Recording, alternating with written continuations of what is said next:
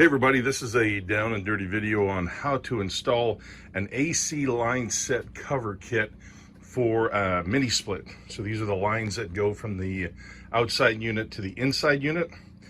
I purchased I think it's pronounced Jacent.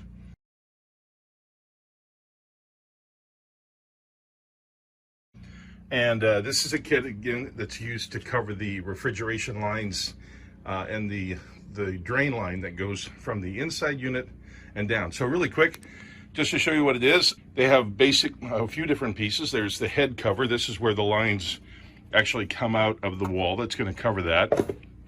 It has a tray, which is this bottom part here. And in this case, it's about 3 feet long.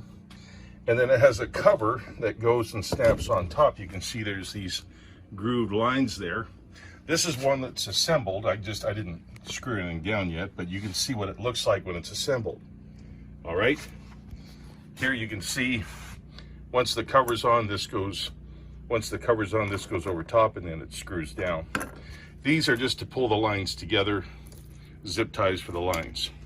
So let's go and install it. Okay, this is the outside unit. I bought a Mitsubishi mini split, installed it into a lower downstairs apartment. And these white lines and the drain lines are what we're going to cover up. You can see this is where it went through the wall into the inside unit. And you can see that I've already put some spray foam in there to seal that up. That's where the top is going to be. And then we're going to cover it pretty much all the way down to where it starts to turn and going into the unit. So the first thing we need to do is dry fit the head on here. Now, one of the things when you're putting the head on, you obviously want to make sure it has a good seal all the way around it. And you can see I've got some foam here from the installation. So I'm going to trim that because I want this totally sealed against there. So dry fit that first, make sure it covers it. Okay, so you can see I've trimmed this down. I cut that little piece of gray foam, and now my head part of the channel cover, it covers up good. Now, this is actually going to go on last because this goes over top of the first channel that goes down. So what I need to do is make sure that this is situated in a good place, and then I need to make a note because I'm going to put my channel on first, and this goes over top of it, so I need an overlap here. So what we're going to do is we're going to have it overlap right about to that top of that grout joint. So I'm going to make a mark on that, indicate that, and then take this head cover off and put my first channel down.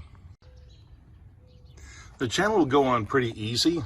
You'll notice that the pipes and both the electrical and the drain hose kind of fall in place logically depending on how they're coming out of the wall. So in this case, my drain line's on the top, my power's on the bottom, so they just kind of naturally fit in there. And as you can see, you can just push gently. Don't push too hard on these because you don't want to torque those connections, but this will easily cover when the cover goes over top. Now, you notice over here as well, I did mark how low my my cover goes, and that mark is right about there. So that's how high I want my first channel to be, is right there, and then the cover will go over top of that. So the next question obviously is, how do I get the channel to connect to the wall underneath these pipes? Well, what I've done is I've drilled 2 holes in the top and the bottom of this first channel.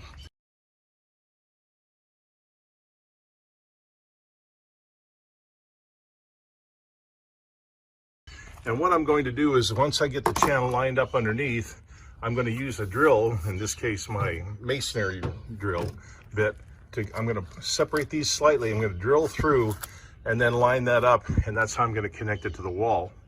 Obviously, you'll notice these are currently held together by these tie wraps here.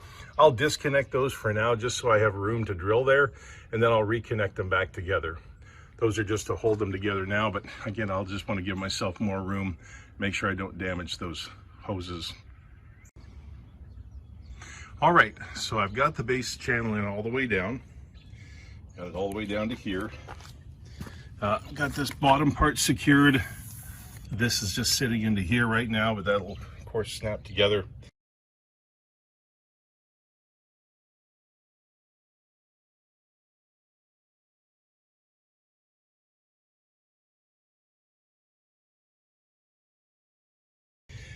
And now what I can do, and I need to do, is put my cover on first before the head, because the head's going to go over the cover. So let's snap the cover on place.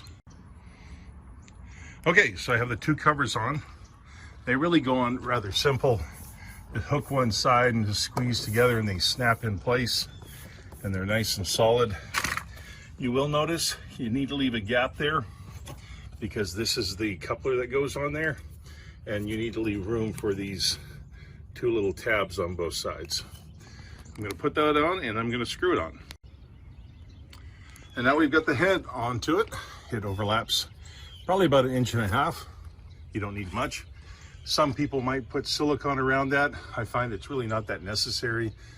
You want to just primarily keep weather off. Now, if you were in a total exposed situation, but I got a pretty good soffit here, so I'm not too much worried about water, but you can seal that if you want. Just realize that if this has to come off for maintenance, you don't want too much on there. So there it is, going all the way down, going to the bottom.